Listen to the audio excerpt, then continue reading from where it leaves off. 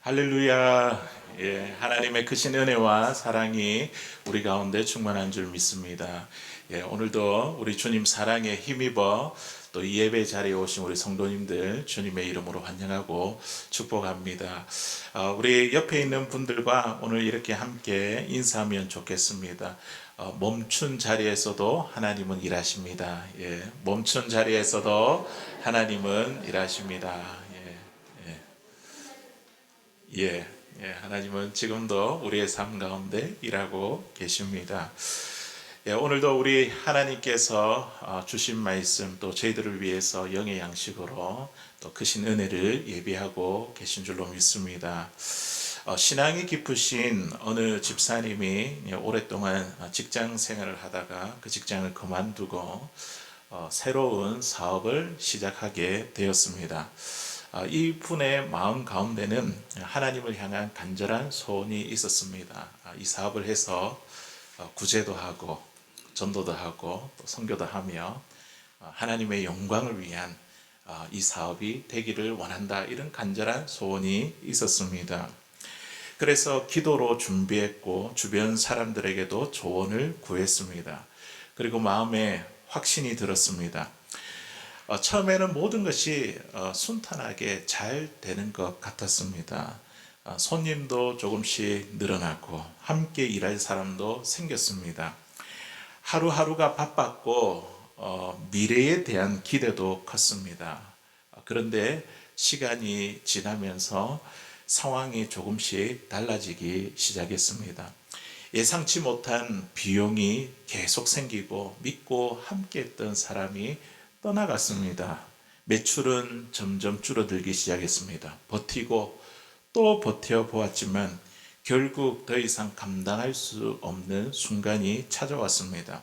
그리고 마침내 가게 문을 닫는 날 텅 빈 그 공간 속에서 홀로 서서 이렇게 말합니다. 하나님, 기도도 하고 확신도 있었는데 왜 이렇게 끝나야 합니까? 도대체 문제가 뭡니까? 원인이 무엇입니까? 사랑하는 성도 여러분, 우리도 삶을 살아오면서 이런 순간이 우리에게 찾아올 때가 있습니다. 분명한 확신과 의지를 가지고 시작했는데 그 일이 중단이 되고 실패로 끝날 때가 있다는 것이죠. 그럴 때 우리는 이렇게 질문을 합니다. 내가 도대체 무엇을 잘못했는가? 어디서부터 이 일이 틀어지기 시작했는가? 그 원인을 막 찾게 되죠. 그런데 많은 경우에는 정확한 원인을 찾지 못한 채 다른 이유만 붙잡게 됩니다. 우리가 문제의 원인을 정확하게 보지 못하면요, 아무리 다시 시작한다 하더라도 똑같은 실패를 다시 반복하게 될 것입니다. 오늘 본문에 있는 이 말씀에도 보니까요, 예상치 못한 일의 중단과 실패가 나옵니다. 이스라엘 백성들은 하나님의 약속을 따라서 가나안 정복 전쟁을 시작했고, 제일 처음에 그들의 길을 가로막았던 이 여리고성, 크고 강한 민족이 있는 그런 성이었는데, 그런데 하나님께서 이기게 해주셨지 않습니까? 이 여리고성이 순식간에 함락이 되었습니다. 모든 일들이 잘 풀렸습니다. 모든 것이 형통하게 잘 되는 것 같았습니다. 그런데 그 다음에 성인, 오늘 아이성이죠. 이 성은 작고 소수이며 이 성은 우리의 능력으로 반드시 이길 줄 알았는데 이 전쟁에서 예상치 못한 패배와 중단을 경험하게 되었습니다. 여호수아와 이스라엘 백성들은요, 큰 충격과 좌절에 빠졌습니다. 하나님께서 분명히 가나안 땅을 약속하셨는데 여리고성은 이기고 왜 아이성에서는 패배하게 되었을까? 여리고성에 비하면 이 성은 아주 작은 성인데 왜 우리가 실패하게 되었을까? 우리도 인생을 살다 보면 계획한 일들이 예상치 못하게 멈추고 뒤로 물러서야 할 때가 있습니다. 그럴 때에 우리는 어떻게 해야 합니까? 실패와 중단 앞에서 우리는 어떤 해답을 찾을 수 있습니까? 오늘 주신 이 말씀을 통해 하나님께서 약속하신 이 중단된 이 사건을 바라보며 우리 인생에 찾아오는 중단, 실패가 있다고 한다면 그 원인을 오늘 말씀 속에서 찾게 되고 또 해결점을 얻게 되는 사랑하는 저와 여러분들 될 수 있기를 주의 이름으로 간절히 소원합니다. 첫 번째로 그 일의 실패와 중단의 이 원인은요, 하나님과의 관계 속에서 찾아야 됩니다. 하나님과의 관계 속에서 이제 영적인 문제죠. 우리 본문 1절에 있는 말씀 우리 같이 한번 읽어보도록 하겠습니다. 시작. 이스라엘 자손들이 온전히 바친 물건으로 말미암아 범죄하였으니 이는 유다 지파 세라 증손 삽디의 손자 갈미의 아들 아간이 온전히 바친 물건을 가졌음이라. 여호와께서 이스라엘 자손들에게 진노하시니. 아멘. 방금 읽은 말씀에 보니까 이스라엘이 아이성 전투에서 패배한 이유가 무엇입니까? 하나님께서 이 가나안 땅을 약속하셨음에도 불구하고 하나님의 역사가 중단되고 실패했던 그 이유가 무엇입니까? 이렇게 이야기하죠. 이스라엘 자손이 온전히 바친 물건으로 말미암아 범죄하였으니, 그들의 실패의 원인이 하나님과의 어떤 관계에 있다는 거예요. 범죄했다. 죄의 문제가 있다는 것이죠. 그게 무엇인지 이 말씀 끝에 보니까 구체적으로 나옵니다. 아간이 누구인가, 어느 지파에 속해 있는가 쭉 이렇게 이야기를 하죠. 그 아간이 온전히 바친 물건을 가졌습니다. 하나님께 바친 물건을 이 아간이 취했다는 것이죠. 여리고성 전투에서 얻은 전리품 모두를 하나님께 드려야 했습니다. 그런데 방금 읽은 말씀에 보니까 이 아간이 그 일부를 숨겼다는 것이죠. 몰래 취했습니다. 무엇을 취했을까요? 그는 아름다운 외투 한 벌과 그리고 은 200세겔 그리고 금 50세겔을 훔쳤습니다. 우리는 이 사건을 보며 여러 가지 관점에서 분석해 볼 수 있습니다. 먼저 우리는요, 자만심을 생각해 볼 수 있습니다. 여리고성의 큰 승리를 경험한 이후 자신도 모르게 내가 했다. 하나님 하신 건데 내가 했다는 그 자만심. 이것이 그들의 생각 가운데, 아간의 생각 가운데에 마음에 자리 잡을 수 있습니다.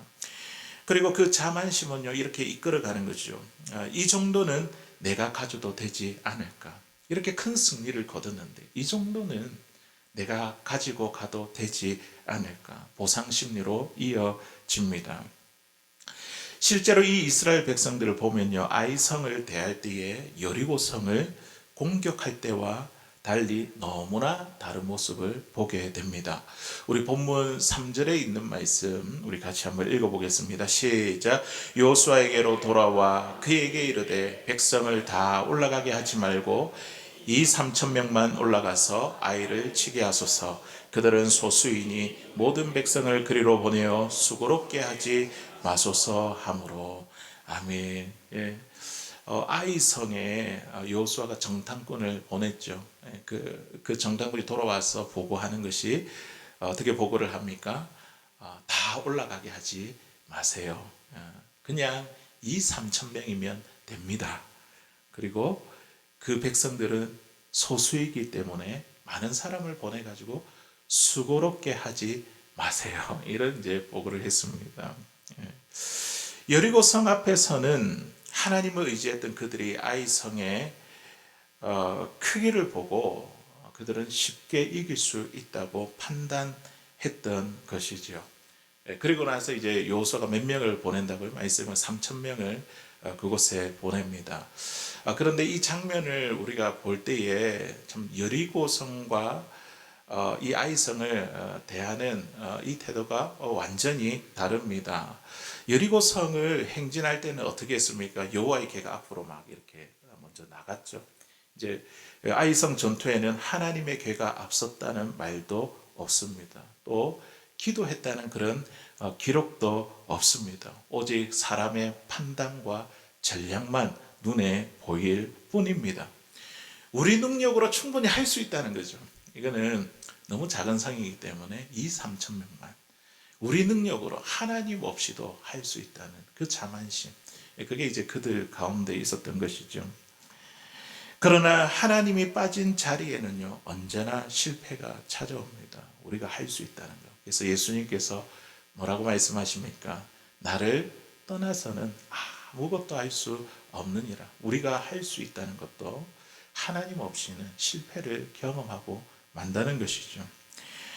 또 한 가지 공동체 의식 교류로 볼 수 있습니다. 공동체 의식이란 무엇입니까? 한 개인이 우리 자신이 이 전체를 위해 헌신하고 희생하는 것을 이야기합니다.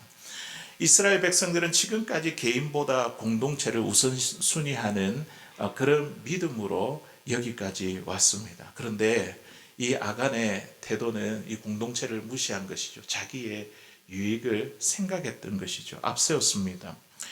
공동체가 하나님께 드리기로 한 것을, 그 약속을 개인이 그냥 취해 버린 것이죠. 내 하나쯤이야.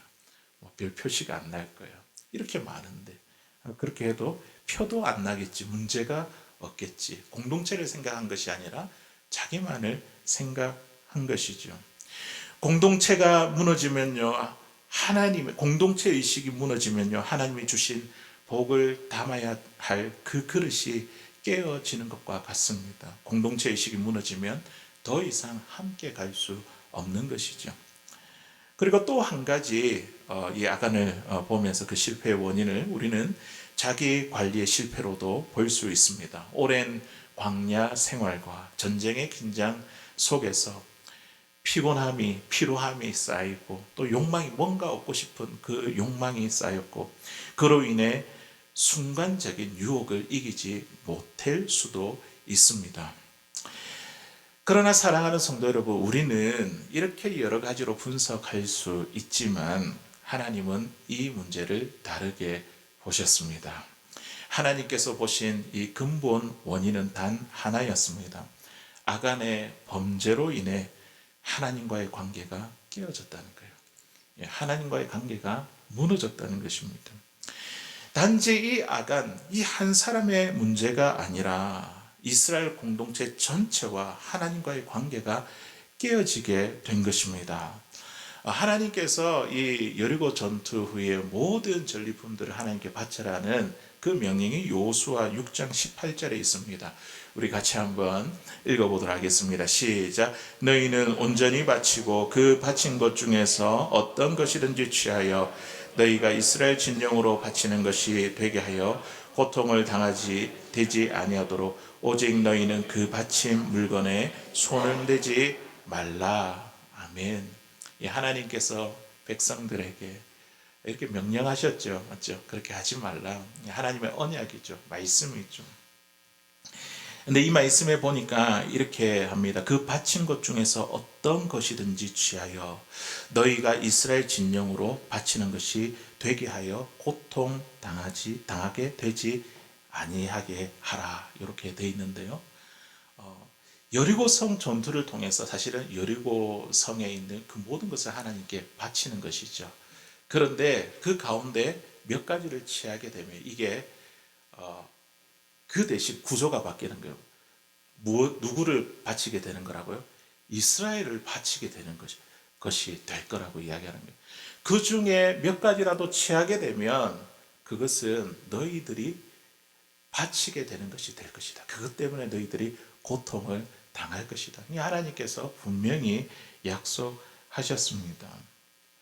하지만 아간은 하나님께 온전히 바쳐진 것을 취함으로 하나님의 말씀을 거역하고 하나님의 언약을 무시했으며 하나님의 것을 자기의 것으로 삼는 죄를 범했습니다. 그의 죄는 결국 이 하나님과의 관계를 깨뜨린 것이죠. 그 결과 하나님의 역사는 멈추고 실패로 이어지게 되었습니다. 이처럼 죄는요, 개인 한 사람의 문제로 끝나지 않고 그 사람이 속한 공동체 전체로 실패로 이끄는 매우 심각한 문제임을 우리에게 보여주고 있습니다.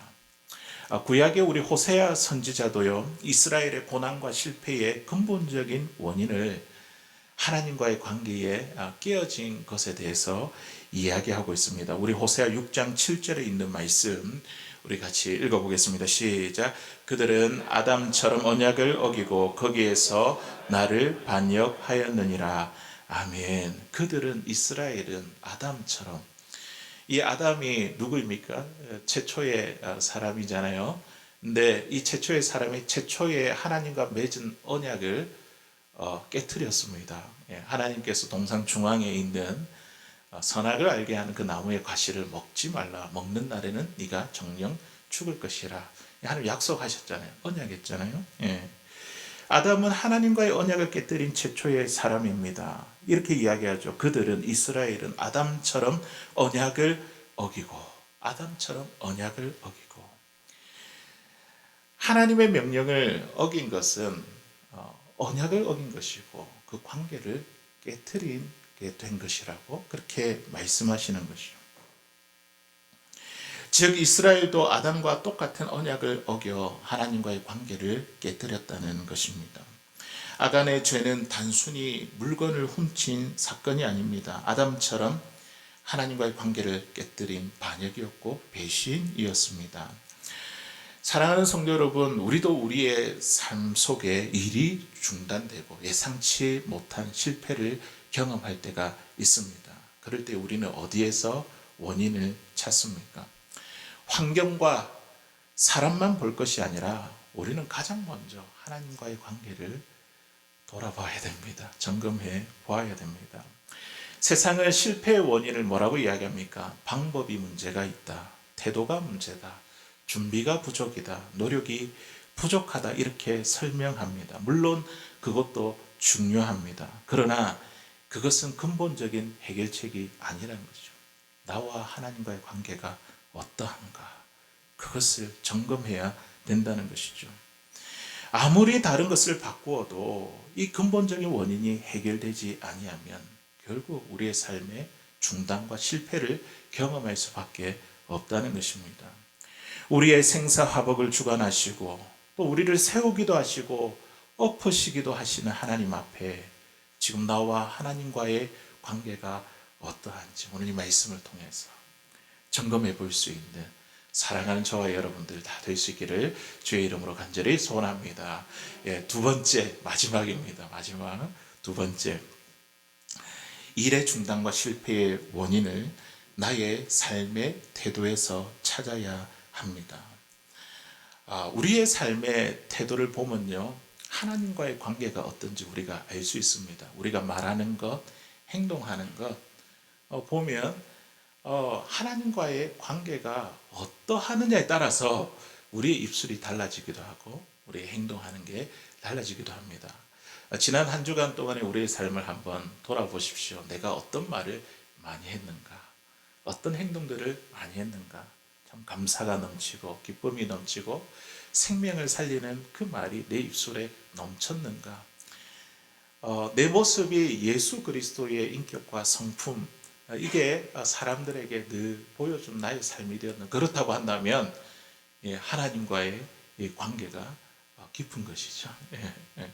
하나님과의 관계가 멀어지면 우리의 입술과 우리의 모습이 하나님께서 원하지 않는 그 방향으로 흘러가게 되어 있습니다. 우리 본문 11절에 있는 말씀 같이 읽어보겠습니다. 시작.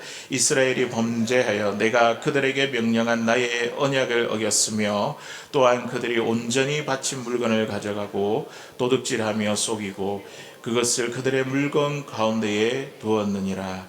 아멘. 하나님의 약속을 멈추게 한 이 아이성, 이 전투의 패배의 원인이 이 아간의 행위에 있었습니다. 나의 언약을 어기고 또 온전히 바친 물건을 가져갔고 도둑질하고 속이고 그리고 그것을 자기의 물건들 가운데 두었다. 그 행위를 지적하고 있죠. 그런데 우리가 가만히 생각해 보면 이 행위, 이 행동은요, 그냥 바로 나오는 것이 아니라 어떻게 하면 그 행동이 나오죠? 우리가 마음으로 품었을 때에 그 행동 결과가 나오게 됩니다. 그냥 나오는 게 아니라 내가 이것을 품게 되면 이런 행동이 나오게 되는 거죠. 그래서 우리는요, 이 아간의 행위를 보면서 그가 가지고 있는 그 삶의 태도를 우리가 한번 생각해 살펴보아야 합니다. 이런 행동을 보면요, 이 아간의 평소의 삶이 느껴지는 것이죠. 그는 하나님의 말씀을 가볍게 여기고 하나님을 두려워하지 않았습니다. 또한 하나님을 속일 수 있다고 생각을 했고, 이것을 숨겨두면 하나님도 알지 못할 것이라 그렇게 생각했던 거예요. 이게 평소에 하나님을 대한 이 아간의 삶의 태도죠. 앞서 하나님은 여리고성 앞에서 이스라엘 백성들에게 중요한 영적 태도를 가르쳐 주셨습니다. 하나님의 자녀라고 한다면, 백성이라고 한다면 이제 가나안 땅에 들어가서 어떻게 살아가야 될지 그들에게 아주 중요한 영적 태도를 가르쳐 주셨습니다. 가나안 땅으로 이제 들어가서 요단강을 건너서 이제 그 앞에 문턱과 같은 이 여리고성이 있었지 않습니까? 우리가 생각할 때는 그 기세를 몰아가지고 이 여리고성을 무너뜨리고 막 이렇게 나가야 될 텐데, 하나님께서는 그 일을 갑자기 스톱을 시켰죠. 그리고 나서 무엇을 하게 합니까? 그들에게 할례를 행하게 하고, 그리고 유월절을 지키게 합니다. 예. 이스라엘 백성들이 가나안 땅에 들어가서 그들이 어떤 삶의 태도로 살아가야 될지 하나님께서 그들에게 가르쳐 주기를 원하셨던 것이죠. 예. 그 할례와 유월절, 이것은요, 우리의 삶의 여러 가지 위기와 어려움을 경험하게 될 때에 우리에게 가르쳐 주는 영적인 원리와도 같습니다. 먼저 이 할례가 무엇입니까? 아브라함 때부터 이렇게 행했지 않습니까? 구별된 표시입니다. 하나님의 자녀, 하나님의 백성, 하나님의 언약을 이어받을 자들, 이런 이제 의미를 가지고 있는 것이죠. 하나님의 백성이라는 그 정체성과 이제 가나안 땅에 들어가면 그 정체성에 걸맞는 삶의 태도로 살아가라는 것입니다. 우리의 삶은요, 환경과 사람의 평가에 의해서 결정되는 것이 아니라 나는 하나님의 자녀다, 이 정체성에 의해서 우리의 삶이 결정이 됩니다. 그래서 우리는 어디에 있든지 간에 가정에 있으나 일터에 있으나 교회에 있으나 누구를 만나든지 우리는 항상 이 정체성을 기억해야 됩니다. 나는 하나님의 자녀다. 하나님의 자녀의 삶에 걸맞는 태도가 우리의 삶 가운데 있어야 된다는 것이죠. 아간이 할례를 받은 자잖아요. 사실은 어떻게 보면 몸에 새겨진 그 정체성을 기억하면서 그렇게 행해야 되는데 그렇게 하지 못했던 것이죠. 우리가 잘 알고 있는 요셉에게도 이러한 정체성을 볼 수 있습니다. 그가 노예로 그 보디발의 집에 일을 할 때에 고난과 또 이 보디발의 아내의 그 유혹 가운데서도 그는요, 하나님의 자녀라는 정체성을 잃지 않았습니다. 보디발의 아내가 유혹할 때에 얼마나 많이 이제 회유를 했겠습니까? 이 좋은 것들을 보여주면서 회유를 했을 텐데요. 그런데 그가 결정하고 판단한 기준은 무엇이냐면 나는 하나님의 자녀야. 나는 하나님의 백성이야. 이 정체성. 그 확신에 근거한 결단이었습니다. 나와 동침하자고 했을 때에 이 요셉이, 젊은 요셉이 고백한 게 뭡니까? 내가 어찌 이 큰 악을 행하여 하나님께 죄를 지으리까? 하나님께 득죄하리요. 그는 그 사람을 본 게 아니라 또 그 아내의 남편을 본 게 아니라 먼저 누구를 봤다고요? 하나님을 본 거예요. 하나님 앞에서. 왜냐하면 내가 하나님의 사람이고 하나님의 자녀이기 때문이죠. 요셉은 이 문제를 하나님을 거역하는 것, 하나님께 죄를 범하는 것으로 인식했습니다.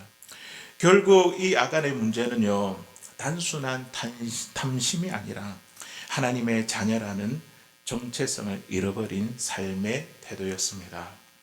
아간은 도둑질을 하고 속이며 그것을 자기 물건 가운데 두었습니다.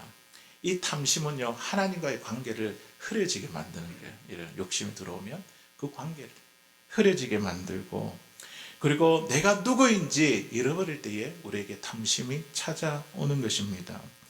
내가 이루었다는 생각, 내가 수고했으니 받을 자격이 있다는 이 자만심, 이게 자리를 잡을 때 우리는 하나님의 것을 나의 것, 자기의 것으로 여기게 됩니다. 그러나 이 여리고의 승리는 아간의 것이 아니라 누구의 것이죠? 하나님의 것이죠. 하나님께서 일으킨 승리죠. 그들에게 주신 승리였습니다. 그럼에도 불구하고 아간은요, 자신이 정복자인 것처럼 결국 자기의 몫을 챙기고자 했습니다. 우리 가운데 정체성을 잃어버리게 되면요, 우리 마음에 반드시 탐심이 따라옵니다. 그리고 자만심이 우리 가운데 따라오게 되어 있다는 것이죠. 또한 하나님께서 그들에게 유월절을 지키라고 하셨잖아요. 할례를 행하고 유월절을 지키라. 유월절을 지키라는 것은 그들의 삶이 그냥 주어진 것이 아니라 하나님의 은혜로 주어진 것이다. 애굽의 종되었던 그들을 하나님께서 그들을 건져내신 거잖아요. 그 은혜를 기억하며 감사의 삶을 회복하라는 거예요. 유월절을 행하면서 오늘의 삶이 하나님의 선물임을 잊지 않도록 하신 것입니다. 우리의 삶에 감사가 사라지면요, 은혜가 희미하게 되고, 은혜를 잊어버리게 되면 결국 우리의 삶은요, 자기 중심으로 흘러가게 됩니다. 하나님의 은혜에 대한 이 인식 없이 이루어진 모든 결정은요, 결국 하나님의 역사를 멈추게 만든다는 것이죠. 전리품을 훔쳐갔던 아간의 마음에는 사실 여러 가지 이유가 있었을 것입니다. 아름다운 외투 한 벌, 뜨거운 중동 날씨에 그게 얼마나 좋아 보였겠습니까? 그 외투 한 벌. 또 가족을 위한 물질, 여러 가지 필요들, 오랜 고생에 대한 보상, 인정받지 못한 서운함, 이런 것들이 그에게 있었을 것입니다. 그러나 그 어떤 이유도 하나님 앞에서는 정당한 이유가 될 수 없다는 것이죠. 우리의 모습도 다르지 않습니다. 내가 하나님의 자녀인데, 하나님의 백성인데, 그런데 세상에서 안 믿는 사람들이 풍요를 누리며 잘 사는 것을 보면서 나는 왜 저 사람들보다 보잘것없고 왜 이렇게 초라한가 하며 비교의식이 들 때도 있습니다.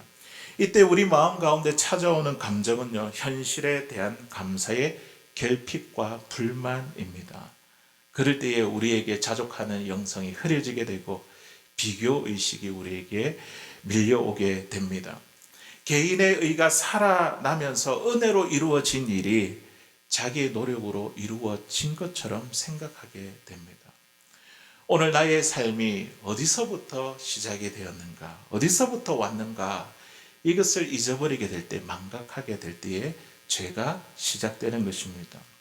우리가 예수 그리스도를 통하여 구원을 받았고 지금까지 나의 삶은 하나님께서 인도해 주셨다는 그 고백이 없을 때는, 그 고백이 사라질 때는요, 우리는 오늘에 대한 은혜를 잊어버리게 됩니다. 비교를 시작하면 감사가 사라지고, 감사가 사라지면 은혜가 흐려지며, 은혜가 흐려지면 결국 자신의 의가 자리 잡게 됩니다. 그때부터 우리의 삶의 중심은 하나님이 아니라 자기 중심이 되어 버린다는 것이죠. 그러므로 우리의 삶이 멈추고 길이 막히며 다시 어떻게 나아가야 할지 모를 때에 우리는 근본적인 이 문제의 원인을 찾아야 됩니다. 나는 지금 하나님의 자녀로 살아가고 있는가? 나는 지금 하나님의 그 은혜에 대해서 감사하며 살아가고 있는가?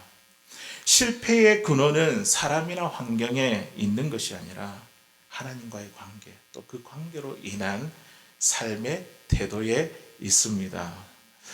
때로는 하나님께서 우리의 길을 멈추게 하시는 것을 그게 대해서 하나님이 나를 버렸기 때문이다, 이렇게 오해하면 안 됩니다. 오히려 이것은요, 다시 우리가 하나님께로 돌아오게 하시기 위한 일입니다. 우리의 실패와 중단은요, 저주가 아니라 하나님의 은혜입니다. 하나님께서 우리를 다시 하나님의 자녀로 살도록, 자녀답게 살도록 훈련하는 시간인 것이죠. 하나님께서 기뻐하셨던 믿음의 사람들을 소개하는 이 히브리서 그 10장에 있는 말씀에 보면요, 중단과 다시 시작하는 믿음의 여정들이 기록되어 있습니다. 그 가운데 히브리서 10장 38절 39절의 말씀은요, 오늘 우리에게 주님의 강한 음성을 우리에게 들려주십니다. 우리 같이 한번 읽어보겠습니다. 시작. 나의 의인은 믿음으로 말미암아 살리라. 또한 뒤로 물러가면 내 마음이 그를 기뻐하지 아니하리라 하셨느니라. 우리는 뒤로 물러가 멸망할 자가 아니요 오직 영혼을 구원함에 이르는 믿음을 가진 자니라. 아멘. 중단과 실패를 경험할 때에 어떻게 해요? 나의 의인은 오직 믿음으로 말미암아 살리라. 그럼에도 불구하고 우리는 믿음으로 살아가야 되는 것, 이게 주님께서 우리에게 원하시는 것이죠. 나의 의인이라는 것은 하나님과의 바른 관계에 있는 사람을 말합니다. 믿음으로 산다는 것은 어떤 상황에도 흔들리지 않고 그 하나님을 신뢰하며 살아가는 삶을 말하고 있습니다. 그런데 실패와 중단을 경험하게 될 때 뒤로 물러서면 우리 주님이 어떻게 해요? 기뻐하지 아니한다. 기뻐하지 아니한다. 우리의 삶에도 중단과 실패가 있죠. 그런데 그때 뒤로 물러서면, 포기하면 우리 주님 기뻐하지 않습니다. 그러나 하나님은 그 자리에서 우리의 믿음을 버리지 않고 끝까지 그 믿음을 붙들고 전진해 나가기를 원하십니다. 사랑하는 성도 여러분, 우리의 삶이 중단되고 또 멈췄다고 해서 하나님이 떠나신 것이 아닙니다. 오히려 그 순간 하나님께서 저와 여러분들을 부르고 계십니다. 다시 돌아오너라. 나와의 관계를 회복하자. 실패는 끝이 아니라 우리의 삶의 방향을 바로잡는 은혜입니다. 우리가 하나님과의 관계를 회복할 때에 멈추었던 우리의 삶은요, 다시 움직이기 시작할 것입니다. 그리고 다시 믿음으로 전진하게 될 것입니다. 그러므로 우리의 삶의 자리가 중단되었다고 우리가 낙심하지 말고 우리를 부르시는 그 주님의 음성을 듣고 다시 일어나 믿음으로 전진하는 하나님의 사람들, 주님의 신실한 사람들 다 될 수 있기를 주의 이름으로 간절히 소원합니다.